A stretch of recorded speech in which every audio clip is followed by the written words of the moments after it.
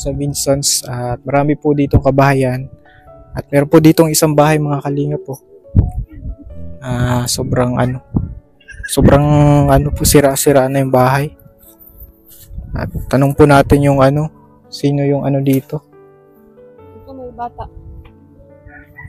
Sino daw ang tao dito mga kalingap eh? Tao po? So, ilang taon ka na, Rodeline? 13. 13, nag-aaral ka. Okay, ngayon walang pasok no? So, ito kayo nakatira. So, ito na yung kwarto nyo.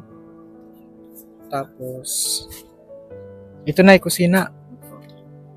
Oo. So, hindi talagang na yung mga kalingap po. Pero at least nakakuha kayo ng yero. Si Rodeline.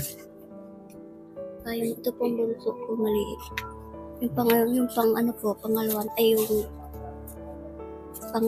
Pangalawa po yung pangalawa na andun po sa biyanan ko. Oh, bakit? Hindi po kayang suportahan sa pag-aaral. Kaya po yung biyanan ko na lang po ang nagpapaaral. Kaya kayo na lang nakasama. Kamusta naman na yung buhay? Ipilitin ko na lang po kahit hindi naman okay. Wala pong magagawa ganito talaga po ang buhay. Kamusta naman yung budget niya? Ito po, yung kapatid ko pong nagpapaaral dito. Ito po, anak ko po ito sa una. Tapos, ang pinagsasama ko po sa kanya ng loob. Yung bibaga po yung iba, mahal-mahal kahit di tunay na anak. Anak lang, Totoo ba yun? Hindi mo nararamdaman yun? Parang baliwala ka lang sa... Sana wala si tatay. Mas maganda kausapin siya. Dapat ganito din. Pantay-pantay. Hindi yung anak lang ang mahal na mahal niya.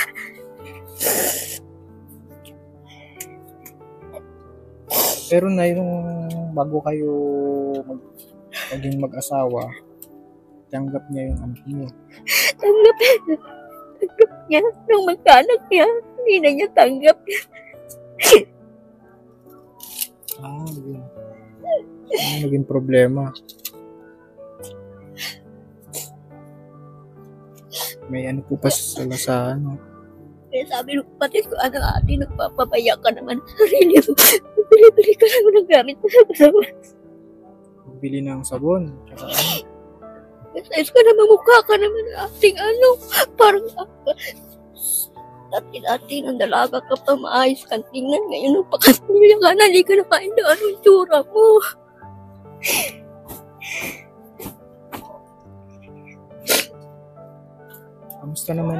Kamusta anong nararamdaman mo? Asawa po ako naman. Okay lang, kaya naman.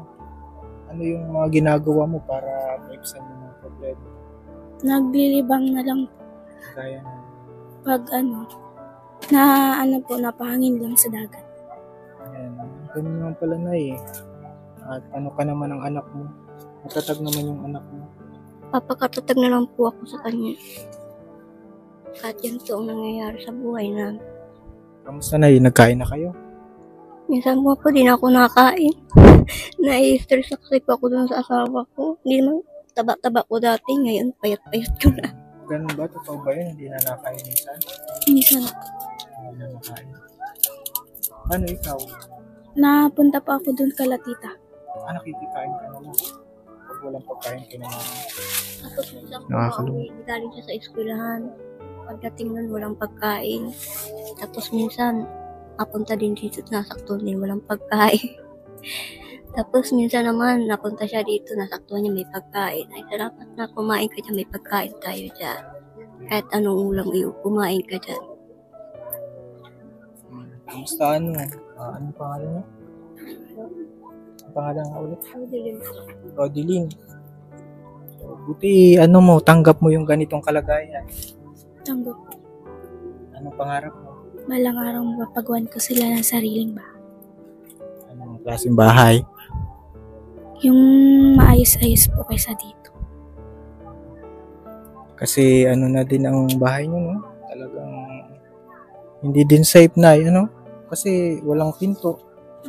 Saka ang problema ko po sa kanya, yung, di ba po katulad ng ibang lalaki na marunong magpanday ng bahay. Siya po hindi. Yung asawa niyo, Opo. hindi marunong magpanday.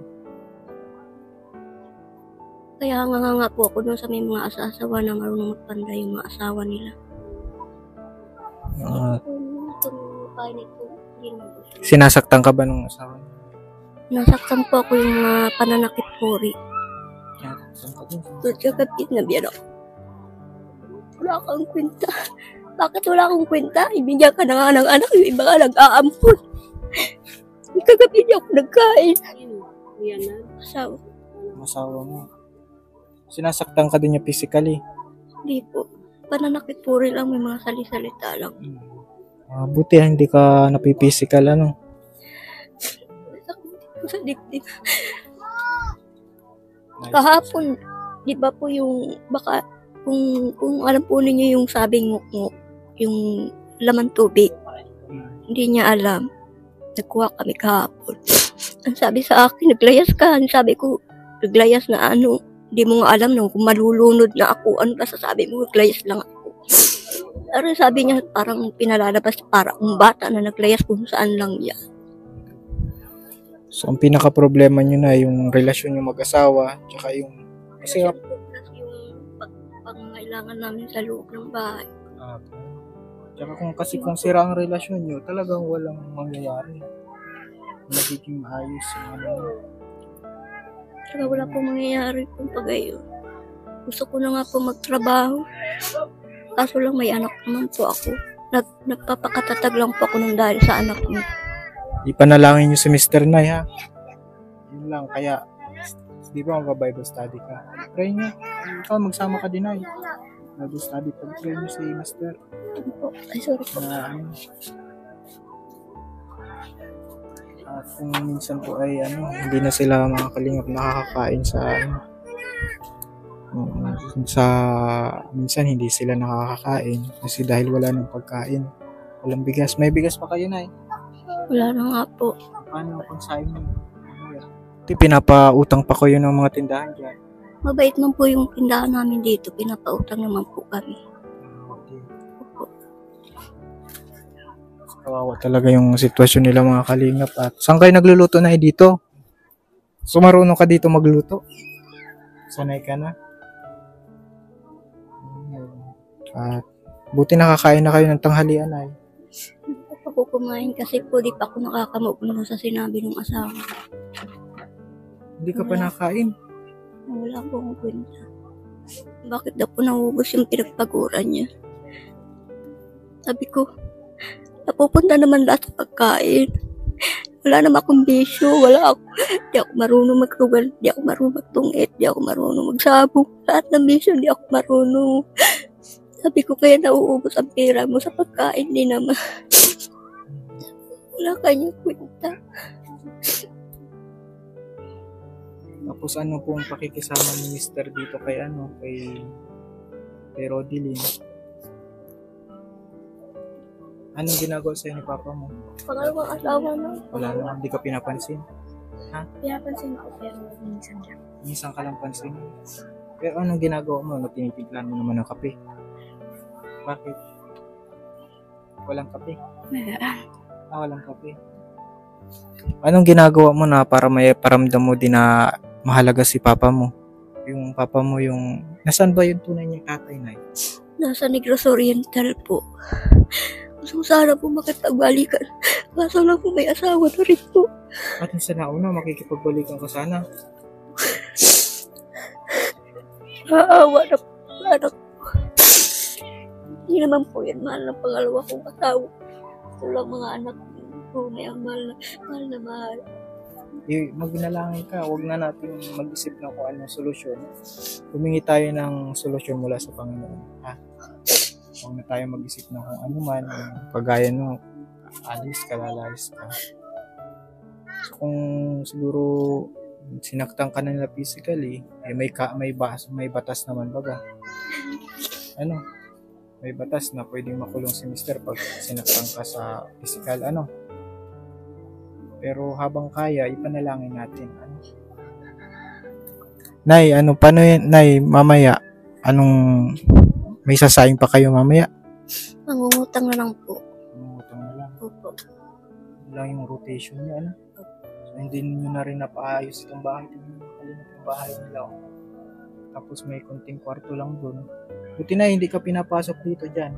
Kayo, Hindi mo po mabait mo po yung mga tao dito. Anong masasabi mo sa anak mo, Nay? Anak, teka, mag-aral ka ng maayos para yung mga pangarap mo matupad mo. Para pa nagkapamilya ka, hindi ka api-apihin. Yun lang. Anong masasabi mo doon? Thank you, Ma, sa support lagi sa akin. Masayahin yung anak niya, Nay, no?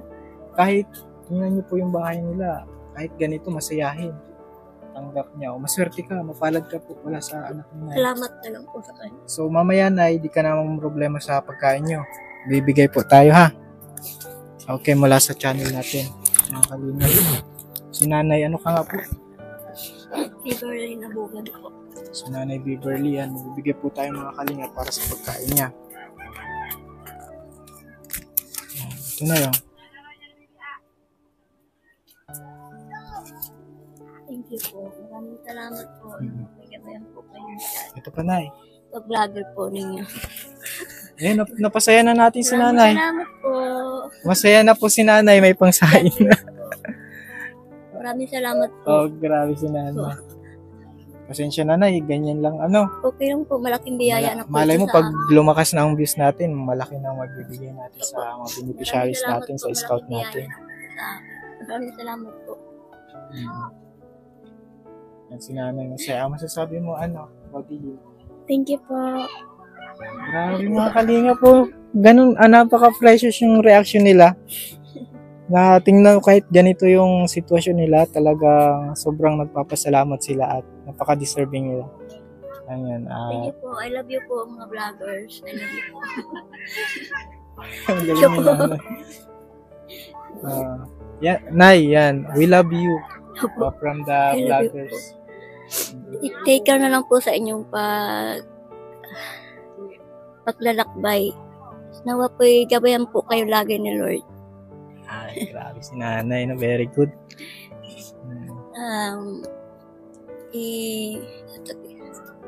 Ilayo sa banig na karamdaman. Yan, thank you, Nay. Po, thank you po. Okay na, wala nang problema. Hindi Wala ka na po. mangungutang mamaya. May pambili na po kami. Malaki na yan, Nay. May pambili na po kami bigas. Salamat po.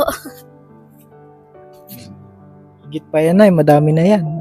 Talagang, na yan. Okay, masaya ka man, Yan, grabe yung bait ni ni Roddy, mga Kalingap. Napaka-precious yung reaction nila. At, sige na, yung papaalam na kami. Parang po yung pakiramdam ko sa inyo.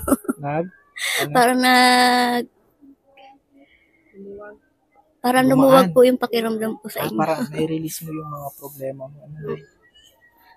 Opo. Okay. Sige na yun. At salamat po. Yan. Thank you po. Napaka-good vibes si Nanay. Ay mga Kalingap, maraming salamat po sa panonood ng ating vlog today. Yan. Kina Nanay, Nanay, anong pangalan mo, Nay? Beverly Amugan. Kina Nanay Beverly, tsaka kina Roddy yan. Isa po sa mga nakita natin na po pwede natin tulungan. Ayan, sa gusto pong magpaabutin ng tulong sa kanila. Welcome po kayo mga Kalingap.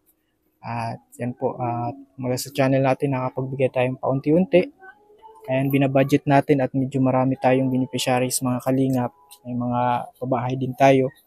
At nawa na lumaki pa yung channel natin, maraming views, hindi mag-skip ng ads para mas malaki pa yung may tulong natin at marami pa tayong matulungan. God bless po. Don't forget to subscribe sa channel natin, Kalingap Alvin. Siyempre sa ama ng Kalingap, kay Kuya Val, kay Kalingap Rob, kay Ate Edna. At kay Ma'am Buena at kay Ate Rena din po ang kasama natin sa pag-scout. Sama-sama po. Yan. Salamat po mga Kalingap. God bless. Bye-bye, Nay.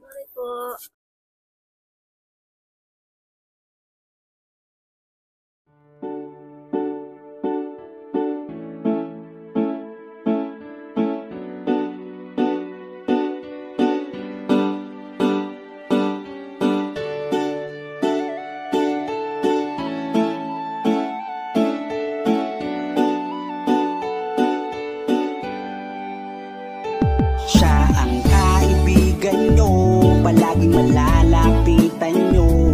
Walang ibang hangat kundi ang magpasaya ng kapong Pilipino. Kahit anong problema, siya ang lagi nyo makakasama. May Kalingap Alvin, kayo na kaibigan, masasandalan pag inyong kailangan. Walang ibang hangat kundi ang magpasaya sa kanyang mga kababayan na nangangailangan. Kahit masama ang tingin ng iba, hindi mag-iiba ang pagbibigay niya ng ligaya sa kanyang mga kapwa. Meron kayong masasandalan, palagi niyong makakapitan.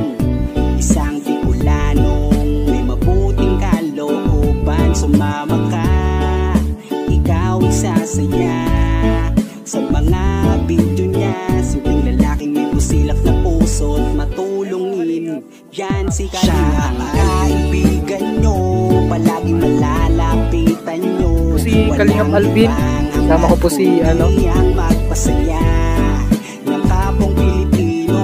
Kahit anong problema, siya ang lagi nyong makakasama. May Kalingap Alvin, kayo na kaibigan, masasandalan pag inyong kailangan.